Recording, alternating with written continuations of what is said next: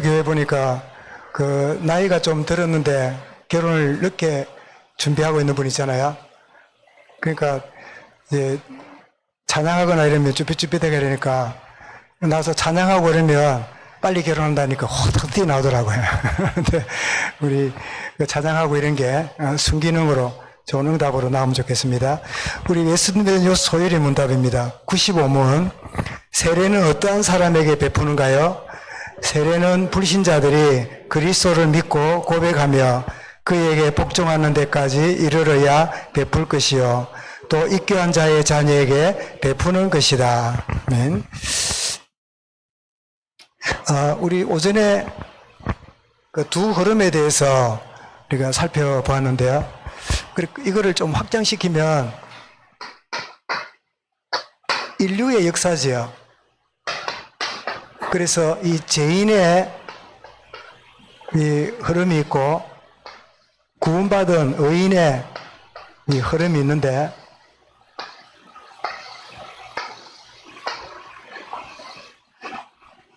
누구 말입니까? 출발이 가인이었지요. 가인과 그 후예들. 의인의 우선은 누구지요? 셋으로 시작되는 것이죠. 그런데 배경이 뭡니까? 뭐를 배경 삼지요? 가인은 세상 물질입니다. 그래서 물질을 좋아하니까 하나님도 좋아하는 줄 알고 물질을 드리다가 예배가 안 됐잖아요. 그런데 셋은 피의 언약을 알고 비로소 하나님의 이름을 불렀는데 이 피 언약을 알려주는 일에 최초의 순교자가 있습니다. 스스로 순교가 됐어요. 누구지요? 아벨입니다. 그래서 성경은 뭐라고 말하냐? 아벨은 죽어서도 우리에게 호소하느니라. 그래서 아벨이 죽은 것은 가인 때문에 죽었지만 하나님 보실 때는 정말 이 아벨, 그러고 보니까 오실 누구의 표상이지요? 예수 그리스도의 십자가의 죽음을 의미하는 거지요. 의인의 순교의 제물이 결코 개죽음이 아니라 하나님이 우리에게 이 의인이 된 것은 착하기 때문이 아니라 이 피의 이 죽음의 배경이 있기 때문에 우리가 이 어려운 축복을 누려간다는 사실을.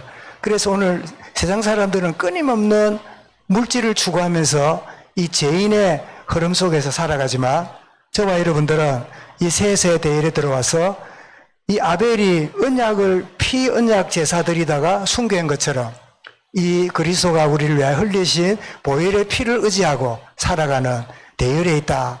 그래서 우리가 물질이 필요하지만 물질이 우선이 아닌 인생으로 우리가 살아가는 거지요. 정말 그래서 우리 배경이 물질이냐 아니면 그리스도의 언약의 피냐, 이 배경이 각각 다르다 하는 것을 우리가 보면서 오늘 성경 계시록에도 그렇습니다. 제목이 뭐지요? 예, 이 땅에 권력을 가진 짐승을 따르는 자. 이거 따라가면 성공도 하고 승진도 하고 인정도 받는. 그런데 그 대열과 상관없이 누굴 따릅니까? 어린 양을 따르는 자. 그래서 우리 오전에 인류의 역사에 두 부류가 있듯이 계시록에 보니까 여전히 세상 권력을 가진 짐승을 따라감으로 이익을 얻으려 하는 자들과 어린 양을 따르는 자들로 이렇게 구분되는 그 말씀의 제목입니다. 그래서 한번 제가 준비된 대로 우리 PPT를 보도록 하겠습니다. 예. 자, 이 땅에는 두 부류의 인생이 있는데 사단의 용과 그의 권세를 받은 짐승을 따르는 부류. 말하자면 세상의 권력을 말하는 거죠. 그런데 또 한 부류는 하나님의 은혜로 구원받아서 어린 양을 따르는 부류가 있는데 짐승을 따르는 자들이 힘을 가지고 역량을 발휘하고 세상을 다스려 갑니다. 아주 대단하게. 그러나 결국 만왕의 왕이시고 어린 양 대신 그리스도께서 승리하게 되는데 우리는 누구를요? 그를 따르는 자다. 비록 지금 권력을 가지고 막 큰 힘을 발휘하고 막 대단한 이런 어떤 그 쪽으로 나가고 있지만 결국은 그들이 그리스도 앞에 무릎 꿇게 될 것이고 우리는 그 대의를 따르는 자다. 그래서 주님이 이미 말씀했습니다. 요한 16장 33절입니다. 읽겠습니다. 세상에서는 너희가 환난을 당하나 담대하라 내가 세상을 이겨노라. 이런 환난은 두 종류가 있습니다. 하나는 뭐지요? 하나는 소극적인 환난이 있어요. 예수 믿음으로 인하여 당하는 어려움들이 있지요. 그거는 누가 주는 게 아닙니다. 누가 뭐 어때? 예수 믿어도 그런 괜찮아. 예수 믿어도 그런 거 다 하더라. 괜찮아. 하지만 아니야. 나는 믿음 안에서 그럴 수 없어. 스스로 환난을 택하는 환난이지요. 이거는 성숙한 사람이 갖는 겁니다. 또 하나는 환난은 뭐지요? 하나는 예를 들면 시대가 바뀌고 상황이 바뀌면서요. 루마니아가 굉장히 그 기독교 국가였는데 소련이 공산당이 들어와 가지고 루마니아를 얼마나 핍박했는지요. 그 루마니아 교회가 지금은 이제 분리돼 가지고 소련으로부터 이렇게 돼 있지만 소련 치하에서 엄청난 순교를 당하고 어려움을 당했어요. 이런 환난도 있는 거지요. 그래서 내가 선택 환난이 있고 생각지도 않은 물리적으로 당하는 환난이 있는데 어떤 환난을 당할지라도 뭐하라고요? 담대하라. 너희가 세상을 이겨노라. 주님 약속입니다. 자, 우리 이제 본문을 들어가 보면요. 자, 요한에게 7머리와 10뿔에 대해서 알려주고 있는데 7머리라 이 말은 지난주에 보여드렸죠. 여자가 앉은 7산, 로마가 지금 지배하고 있는 거예요. 7산을 가지고 이렇게 돼 있지요. 여러분, 진해 이러면 지형을 어떻게 말하면 될까요? 바다를 안고 있고 장복산을 얻고 있는 이런 지형이잖아요. 근데 저는 장복산 하면 이 하나인 줄 알았는데 이 산이 여러 개더만요, 집사님. 우리 집사님 오신 지 얼마 안 됐는데 산을 다 알아요.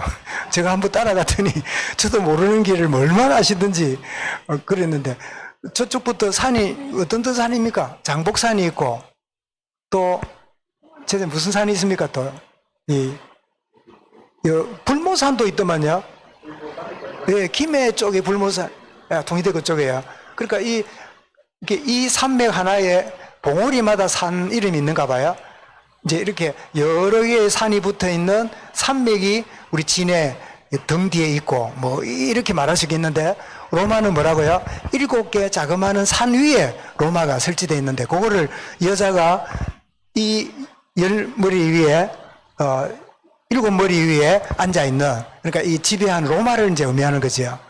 그 로마 천주교가 전에도 시대를 다스렸고 이제 마지막 때가 되면 종교 정치의 중심지가 돼가지고 다스릴 것을 예고하고 있음을 보게 됩니다.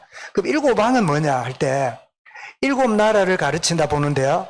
5은 이미 망했고 5나라가 뭐지요? 애국, 아수르, 바벨론, 페르시아, 로마. 지금 있는 나라는 로마 제국인데요. 헬라지요.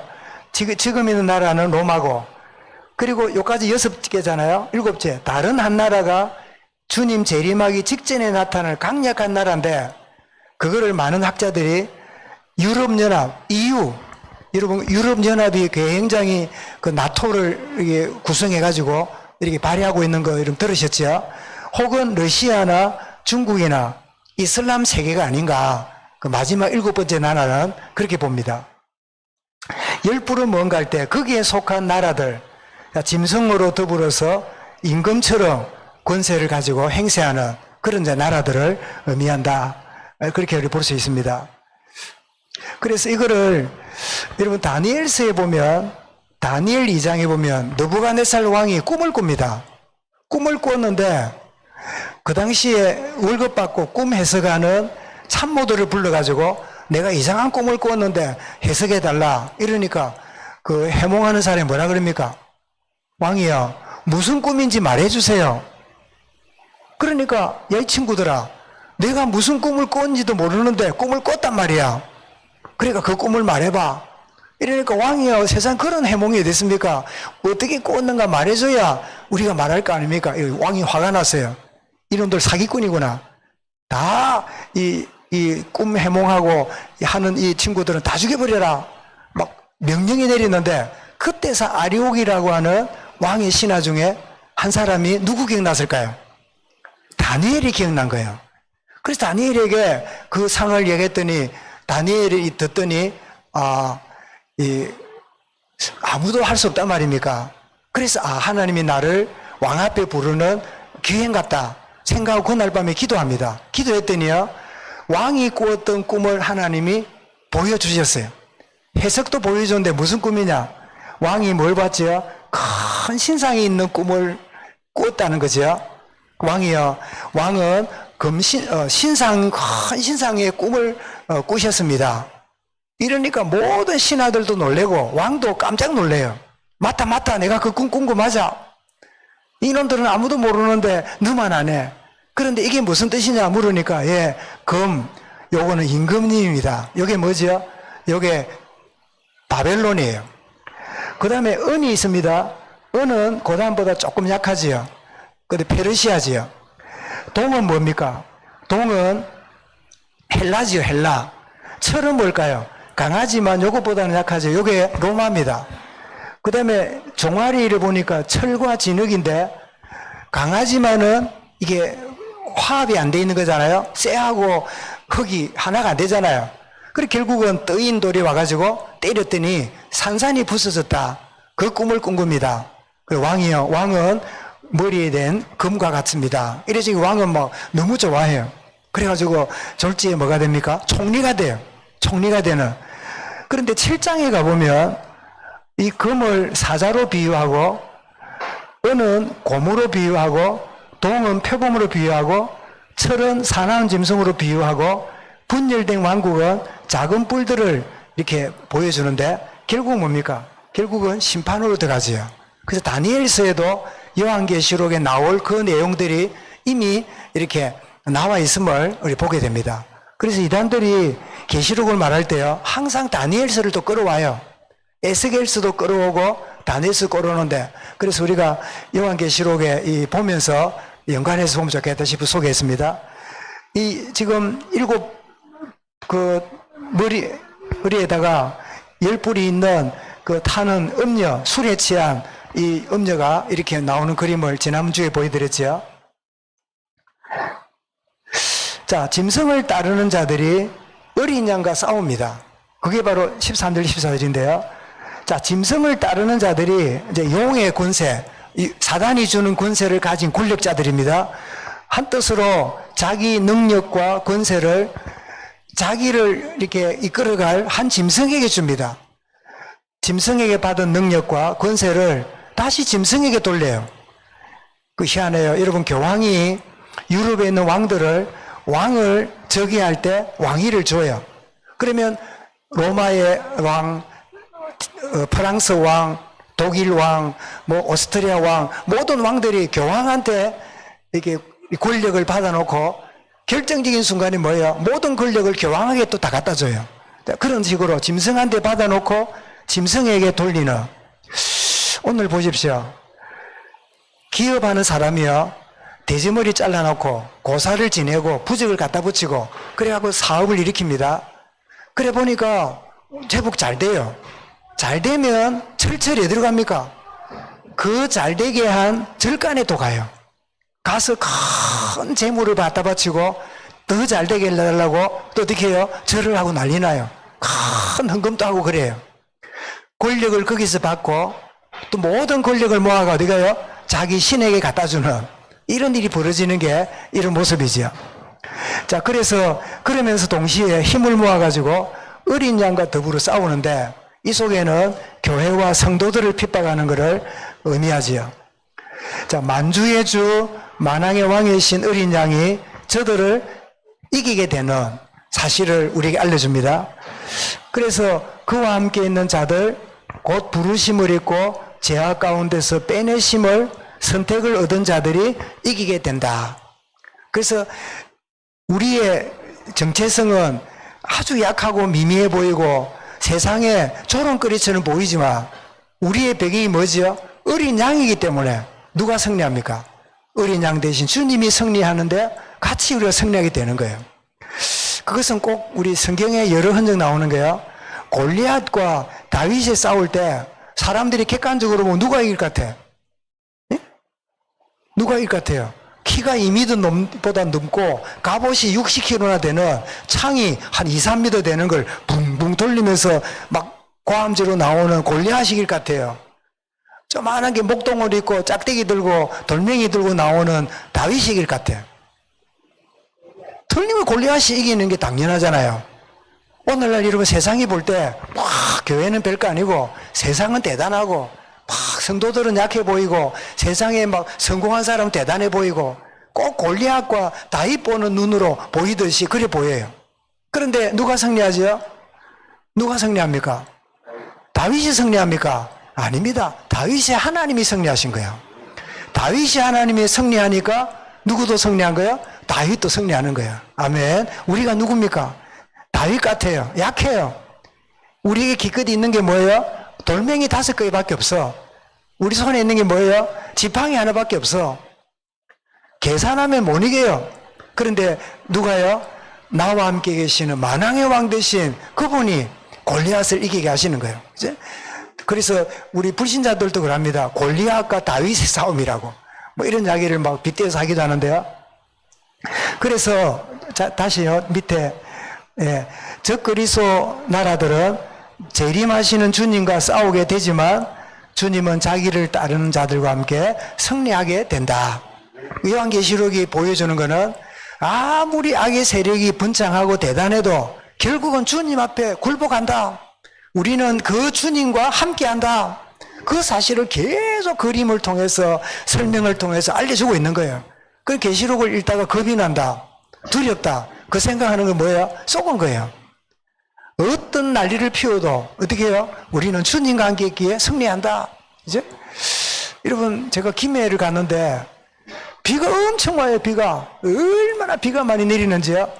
그런데 저는 김해 공항에 가서 있었는데 비를 한 방울도 안 맞았어. 왜 안 맞았을까?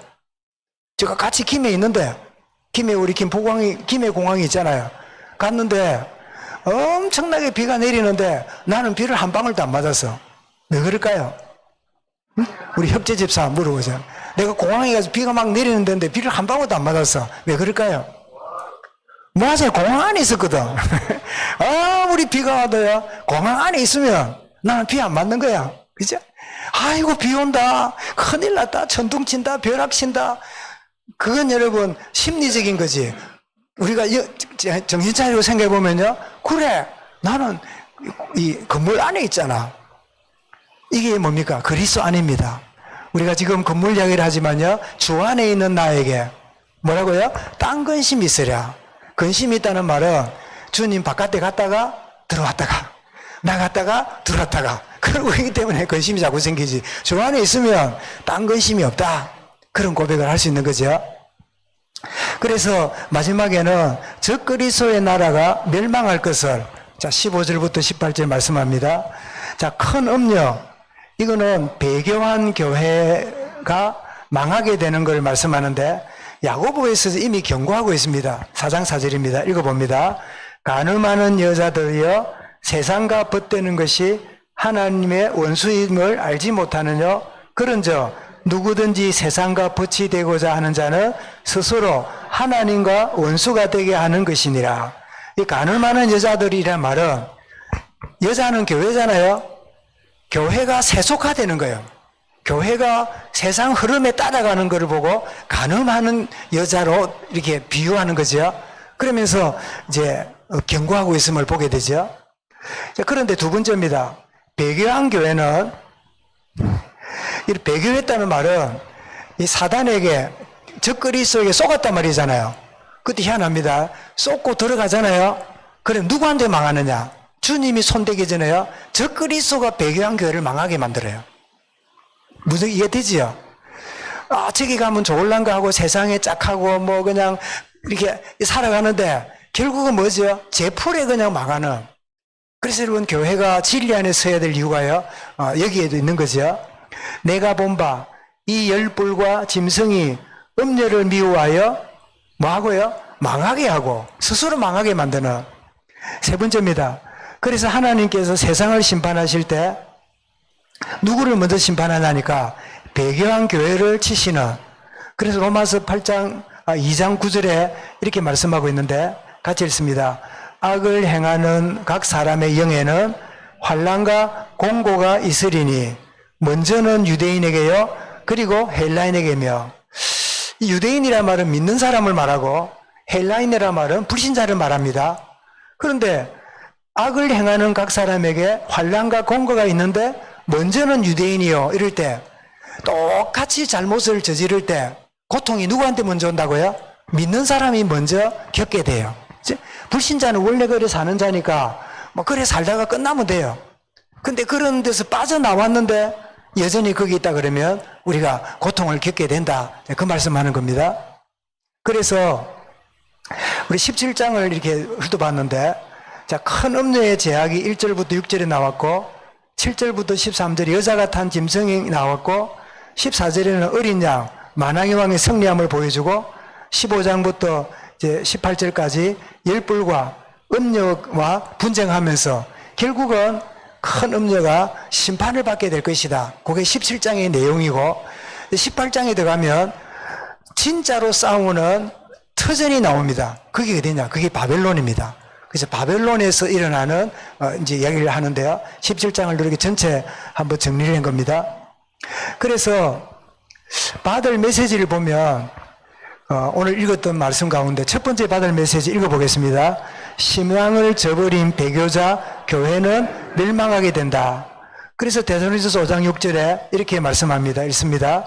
그러므로 우리는 다른 이들과 같이 자지 말고 오직 깨어 정신을 차릴지라. 어쨌든 미혹하고 배교하게 만드는 요소들이 많다 하는 이야기죠. 자, 두 번째입니다. 받을 메시지 두 번째 시작. 신분과 정체성을 알고 누려야 된다. 이런 우리가 열심 내는 것보다 내가 누군지, 내가 어떤 존재인지를 아는 게 중요합니다. 이런 우리가 자녀를 교육할 때도요, 뭐 해라, 하지 마라, 자꾸 그런 식으로 이야기하면요, 아이들은 그렇게 요구하는 부모님과의 관계가 자꾸 깨어져요. 아, 잘하면 용돈도 주고, 못하면 용돈 안 주고, 잘하면 맛있는 거 주고, 못하면 늘 뭐 때리고, 뭐 이렇게 한다. 그러면 부모와의 관계가 뭐예요? 거래 관계가 돼요, 거래. 내가 착하면 잘해주고, 못하면 나를 막 못 살게 굴고. 그게 아니죠. 정체성을 알려줘요. 아, 너는 내 사랑하는 자녀다. 너는 하나님의 자녀다. 너는 이런 자다. 정체성이 여러분 분명해지면요, 내가 꾸중을 하고 매를 때려도요, 상처가 안 가요. 근데 관계가 분명 안 하면요, 별말 아닌 것도 잘해줘도요, 그게 정상적으로 전달이 안 돼요. 그래서 왜 그런 경험 안 해보십니까? 자녀들이 다 잘하는데 어떤 자녀는 특별히 해준 것도 없는데 부모님께 고마워하는 자녀가 있고요, 똑같이 해줬는데도 나한테는 너무 서운하다고 이러면서 불평을 가지는 그런 자녀들이 이런 주변에 있다는 소리 안 들어봤습니까? 아마 틀림없이 보셨을 거예요. 왜 그럴까요? 그거는 관계 문제예요. 똑같은 자녀로 자랐는데 부모와의 관계가 분명한 사람은요, 잘 안 해줘도 그 자녀가 불만이 없어요. 근데 관계가 이상하면요, 아무리 잘해줘도요, 관계가 이상하면 잘해줬다고 생각을 안 해요. 자기는 늘 서럽다고, 나한테 해준 게 뭐 있냐고, 항상 나는 따돌림 받았다고, 항상 나는 무시당했다고, 그러면서 부모님에게 자기 서러움이나 불평을 늘어놓는 그런 경우들을 이런 주변에 보잖아요, 듣잖아요. 그래서 신분과 정체성, 나는 안 해야지가 아닙니다. 나는 안 해도 될 신분이야. 저거 하면 참 좋겠는데, 나는 저것보다 더 좋은 게 있어. 아이고, 너무 멋있겠는데 나는 더 멋있는 게 주 안에서 발견했어. 이렇게 하는 게 뭡니까? 정체성이고 신분을 누리는 거죠. 그래서 미혹과 세속화를 이기려면 우리는 어린 양 예수 그리스도와 함께 거하며 함께하는 은혜를 누리는 것이 중요해요. 여러분, 저는 어릴 때 뭐 이렇게 기회도 없었고 뭐 듣고 싶지도 않았는데, 왜 유행가를 막 이렇게 잘 좋아하는 사람도 있잖아요. 이제 우리 목사들이 야유회를 그 전에 가보았더니 교인들하고 별 차이가 없더라고요. 우리 평소에 찬송 불렀으니까 이런 때는 유행가 부르자면서 이러는데 어떤 분이 마이크를 잡고 이런데 엘비스 프리슬리 폼을 마이크를 줄을 감아갖고 이러고 막 부르는데 나 그렇게 은혜 부르게 부르는 거 처음 봤어요. 그분 찬송을 그래 부르는 거 못 봤거든요. 그래 막 대단해요. 그래서 그 참 대단해 싶은데 근데 차례가 내 차례가 돼서 그래 뭐 저는 유행가를 불러본 적도 없고 뭐 가끔 듣기만 했지 한 소절만 알지 모르잖아요. 그래 내가 그랬습니다. 제가 미국을 갔다 왔는데 미국에 공군들이 부르는 노래가 있더라. 그 에어포스 이 공군 비행 파일로트들이 그래 부르겠다 했더니 모두가 막 기대해요. 뭐래 떴다 비행기 날아라 날아라 떴다 비행기 우리 비행기 이랬더니 막 그래 박수 치고 난리 났어요. 그래 재미없다면서 그래 뭐 애국가를 부르겠다고 그래 막 태극기가 바람에 흘러깁니다. 야 고마워 차려 분위기 다 깨졌어요. 왜냐면 분위기 깰라 그랬거든. 여러분 우리가 육신적으로 너무 즐겁잖아요. 그때는 즐거워 보여요. 나중에는 영이 굉장히 눌려요. 그리고 나중에 지나면요 서로에게 보기 민망해요. 막 흔들는 친구예요. 지금도 보면 저 친구 희한하다. 저게 진짜가 뭔고 흔드는 그게 진짜인가. 그러니까 그런 생각이 들더라고요. 그래서 뭐 지나갈 일이지만 참 그런 나중에 다른 이미지를 보여주잖아요. 그래서 주님과 함께하는 말하자면 유행가도 너무 좋지만 유행가보다 더 좋은 게 있으면 유행가가 가치 없어 보이는 거예요. 안 부르는 게 아니라 부를 가치가 없는 거지요. 이제 아이고 뭐 이것도 하고 저것도 하고 아이고 남은 하는데 내가 못해서 부럽다가 아니라 나는 얼마든지 그것보다는 더 귀한 게 있는 거야. 그럴 때 성도들은요 절제가 너무 즐겁고 너무 쉬운 거지요. 이제 내가 해야 되는데 형편이 안 돼가지고 못한다. 얼마나 놀래요. 형편이 안 돼서 못하는 게 아니라 그것보다 더 소중한 거를 내가 누리고 있거든. 그렇기 때문에 나는 안 할 수 있는 거예요. 이제 뭐든지 하는 게 자유가 아니라요. 그런 걸 안 할 수 있는 게 자유예요. 진짜 자유는 절제하는 의미의 자유지요. 방종하는 게 자유가 아니잖아요. 그래서 주님과 함께하는 은혜를 누려야 된다. 그러면 어떻게 깨어 있을 수 있는가? 깨어 있는 방법이 뭘까요? 우리 잘 아는 대로 예배에 승리하고 이런 생각 안 해봤습니까? 이 시간에 여러분 이 교회 예배를 안 드리고 다른 볼 일이나 누구를 만나러 갈 수 있겠지요. 그럼 여러분들이 여기서 예배를 드림으로 나가서 누구를 만나고 어디를 가고 뭐 이런저런 시간을 보낼 수 있는데 좋은 일들이 일어날 수도 있지만 여러분 예배를 딱 드리고 있는 시간이 되면요 바깥에서 일어날 유형과 문제들에서 자유하는 시간이 돼요. 그죠? 그리고 영적으로 깨어있는 시간이 되잖아요. 예배 승리. 그 다음에 말씀을 붙드는 그리고 기도 누림이 되는 그 사도행전 초대교회는 이것을 알고 하는 모습을 성경에 기록되어 있잖아요. 사도행전 2장 42절 읽어봅니다. 그들이 사도의 가르침을 받아 서로 교제하고 떡을 떼며 오로지 기도하기를 힘쓰니라. 그들이 사도의 가르침을 받아 메시지를 받는 거죠. 자, 메시지를 가지고 잠깐만요. 서로 교제합니다. 포럼하는 거죠. 그러니까 그 다음에 뭐죠? 떡을 떼는 서로 삶을 나누는 거죠. 그리고 뭐합니까?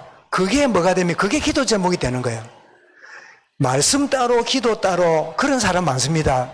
받은 말씀이 무슨 제목 됩니까? 기도 제목이 되는 거죠. 그래 심선이라. 그래 이 모임이 무슨 모임일까요? 이 모임이 우리 구역 모임 아닐까요? 예? 요즘 우리 구역 모임을 보면 포럼을 하고 말씀 나누고 기도하고 뭐 소찬을 나누고 뭐 이런 것들이 좋은 어떤 초대교회 모습을 우리가 참 이렇게 맛을 보는 시간들이 아닌가 여겨지는데요. 하여튼 이런 축복을 우리 함께 계속 누려가시기 바랍니다. 그래서 마지막으로 깨어있는 모습을 초대교회에서 보게 되는데요. 초대교회의 모습이 깨어있는 모습입니다. 자, 같이 읽어보겠습니다. 저희가 옳게 여겨 사도들을 불러 채찍질하며 예수의 이름으로 말하는 것을 금하고 놓으니 유대인들이 1인 짓을 했단 말이죠. 그런데 계속 읽습니다. 사도들은 그 이름을 위하여 능력받는 일에 합당한 자로 여기심을 기뻐하면서 공회 앞을 떠나니라. 저희가 날마다 성전에 있든지 집에 있든지 예수는 그리스도와 가르치기와 전도하기를 쉬지 아니하니라. 그래서 여기 우리 교회 표가 나오지요. 뭡니까? 복음 체험, 기도 행복, 전도 생활하러 말씀이 흥하는 교회. 사도행전 2장 40절 42절에 중심에서 나온 말씀이지요. 그래서 오늘 우리 오전에도 인류의 역사가 이 의인의 대열과 죄인의 대열이 있는데 이 마지막 때가 되니까 세상 권력을 따르는 짐승을 따르는 자가 있고 어린 양을 따르는 대열이 있는데 결국은 싸우게 되지만 누가 이긴다고요? 어린 양이 그 모든 이들을 멸망시키고 그 따르는 우리도 승리하는 그 축복 누리게 되는데 그래서 간간히 구속받은 성도들이 무슨 옷을 입고 나옵니까? 네? 왕관을 쓰고 나옵니까? 화려한 비단 옷을 입고 나온답니까? 흰 옷을 입고 나온답니까? 흰 옷이란 말이 뭐죠? 세상적이지 않지만 하나님 앞에 깨끗하고 참 정결한 그런 심령으로 나오는 걸 흰 옷으로 표현을 하고 있는 거지요. 정말 이런 이 짐승을 따르는 이 세상 속에 어린 양의 대열을 우리가 붙잡고 승리하는 우리 걸음으로 나가는 가운데 찾아오는 고난들, 어려움들이 있을지라도 반드시 주님이 승리한 것처럼 우리도 승리할 것이다. 이 사실을 알고 또 한 주간 승리하는 축복 누리기를 주의 이름으로 축원합니다. 감사합니다, 주님. 짐승을 따르는 자들의 대세가 있지만 그러나 어린 양을 따르는 자에게 반드시 승리가 있음을 알고 이 땅에 어떤 상황과 이건이 주어질지라도 주님과 동행하며 주님을 따라가는 우리 모든 하나님의 자녀들 그리스도의 신부로 늘 깨어있는 주의 은혜를 누리게만 하여 주옵소서. 주 예수 그리스도의